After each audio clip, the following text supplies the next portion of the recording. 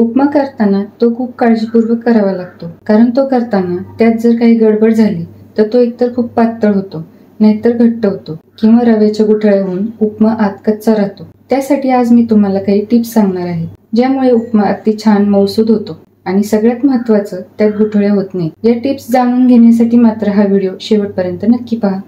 नमस्कार, मी स्मिता. माझ्या स्मिताज रेसिपीज मध्ये तुमच्या सर्वांचे मनापासून स्वागत.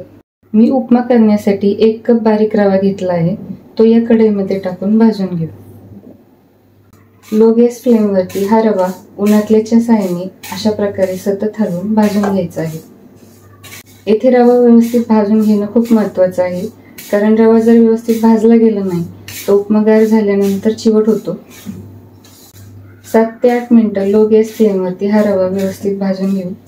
दुसऱ्या दिवशी सकाळी जर तुम्हाला नाश्त्याला उपमा बनवायचा असेल तर आदल्या दिवशी तुम्ही हा रवा भाजून ठेवू शकता, जेणेकरून दुसऱ्या दिवशी रवा भाजत बसण्याचा आपला वेळ वाचतो व उपमा पटकन बनवून तयार होतो. रंग न बदलवता इथे हा रवा आपल्याला व्यवस्थित भाजून घ्यायचा आहे. 7 ते 8 मिनिटं हा रवा मी व्यवस्थित खमंग भाजून घेतला आहे. मी गॅस बंद करून टाकत आहे. आता हा रवा मी एका प्लेटमध्ये काढून घेत आहे. आता याच कढईमध्ये मी 3 टेबलस्पून तेल टाकून घेत आहे. हे तेल गरम करून घेऊ. आता या तेलामध्ये अर्धा टीस्पून मोहरी टाकून घेऊ. मोहरी तडतडली आहे. या ठिकाणी मी 1 टेबलस्पून हरभऱ्याची डाळ, 1 टेबलस्पून उडदाची डाळ यामध्ये टाकून घेत आहे. तेलामध्ये थोडा वेळ परतून घेऊ. आता यामध्ये बारीक चिरून घेतलेला कांदा टाकून घेत आहे. तो देखील परतून घेऊ. आता या कांद्यामध्ये मी 1 टीस्पून खिसून घेतलेले आले टाकून घेत आहे. आता ह्या आल्याचा कच्चेपणा जाण्यासाठी 2 मिनिटं परतून घेऊ. आता यामध्ये 1 बारीक चिरून घेतलेली हिरवी मिरची आणि बारीक चिरून घेतलेला कढीपत्ता टाकून घेऊ. हे देखील 1 मिनिट परतून घेऊ. आता हे सर्व मिश्रण व्यवस्थित इथे परतून झाले आहे. आता यामध्ये पाणी टाकून घेऊ. यामध्ये मी 3.5 कप पाणी टाकून घेत आहे.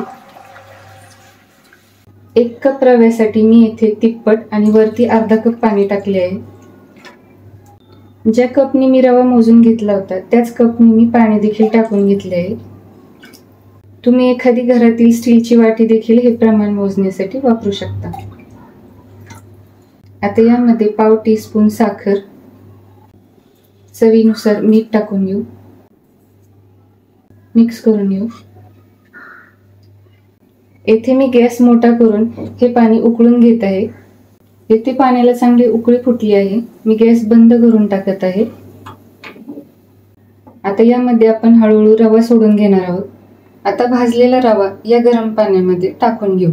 कढईतल्या गरम पाण्यात भाजलेला रवा टाकताना तो एकदम टाकू नका. एका हाताने रवा हळूहळू टाकून त्याच वेळी दुसऱ्या हाताने उन्हातल्याने मिश्रण हलवून घ्या. अशा प्रकारे प्रत्येक वेळी थोडा थोडा रवा टाकला की कढईतलं सगळं मिश्रण हलवून घ्यायचं आहे. यामुळे उपम्यामध्ये गुठळ्या होत नाही. आता पुन्हा गॅस पेटवून या कढईवरती मी झाकण ठेवून हा उपमा 5 मिनिटं शिजवून घेत आहे. 5 मिनिटं झाली आहे. हा उपमा मी एकदा व्यवस्थित हलवून घेत आहे. 5 मिनिटात 1 ते 2 वेळा हा उपमा मी झाकण काढून व्यवस्थित हलवून घेतला होता. आता यावरती अर्धा लिंबाचा रस टाकून घेऊ. तसेच 1 टीस्पून तूप देखील मी यामध्ये टाकून घेत आहे. मिक्स करून घेऊ. उपमा हा तयार झाल्यानंतर यामध्ये जर तूप टाकले तर हा उपमा एकदम स्वादिष्ट लागतो. तुम्ही एकदा नक्की ट्राय करून पहा. आता यावरती थोडीशी बारीक चिरून घेतलेली कोथिंबीर देखील मी टाकून घेत आहे. मिक्स करून घेऊ. येथे मऊसूद स्वादिष्ट उपमा बनवून तयार आहे. हा उपमा मी एका प्लेटमध्ये काढून घेत आहे. या उपम्यावरती बारीक चिरून घेतलेली कोथिंबीर टाकून गार्निश करून घेऊ. हा उपमा मी मोद पाडून घेण्यासाठी व्यवस्थित असा प्रेस करून घेत आहे. आता ही मोद आपण या प्लेटमध्ये पाडून घेऊ. एकदम मऊसूद स्वादिष्ट उपमा बनवून तयार आहे. या टिप्स वापरून तुम्ही हा उपमा एकदा नक्की बनवून पहा. उपमा कसा झाला होता याबद्दलचे अभिप्राय मला कमेंट बॉक्समध्ये जरूर सांगा. हा व्हिडिओ जर तुम्हाला आवडला असेल तर लाईक व शेअर करा. अशाच प्रकारच्या चविष्ट रेसिपीज पाहण्यासाठी या चॅनलला सबस्क्राईब करून बेल आयकॉन नक्की प्रेस करा.